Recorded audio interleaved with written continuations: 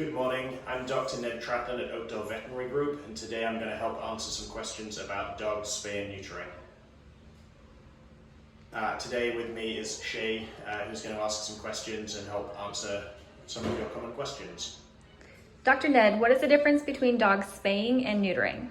So a spay is for a female dog, a neuter is for a male dog. In a spay, we remove the ovaries and sometimes part of the uterus. In a castrate or a neuter, we remove the dog's testicles. How does spaying or neutering impact the health of the well-being of my pet? There are many advantages. In a female dog, there is a strong correlation between developing breast cancer or mammary cancer.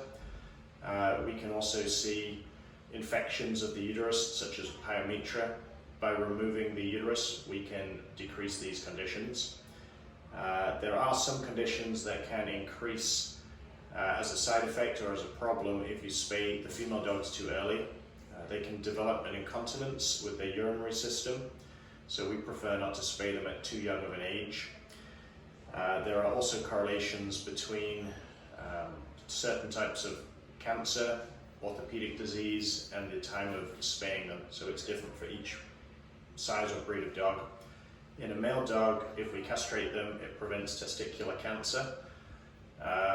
It will also prevent prostatic benign hyperplasia. A lot of intact male dogs will run around and cross the road looking for a female in heat, or they may get in fights with other intact dogs. So we generally see decreased trauma and other injuries through removing the testosterone. What will my veterinarian need to know about my dog before spaying or neutering? So part of any surgical procedure involves a pre-anesthetic exam. During that exam, we're going to do a nose to tail exam, checking for any other signs of disease that would affect the anesthetic or the surgical recommendations, along with checking their heart for any heart murmurs, checking they have 2 testicles on a male dog, looking for signs of mammary tumors in a female dog. We'll also do some screening, blood work to check for underlying kidney or liver problems, clotting diseases, and we now can offer an ECG or EKG, which helps us to screen for heart disease, which is a lot more common than we previously realized. How long will it take my dog to recover from being spayed or neutered?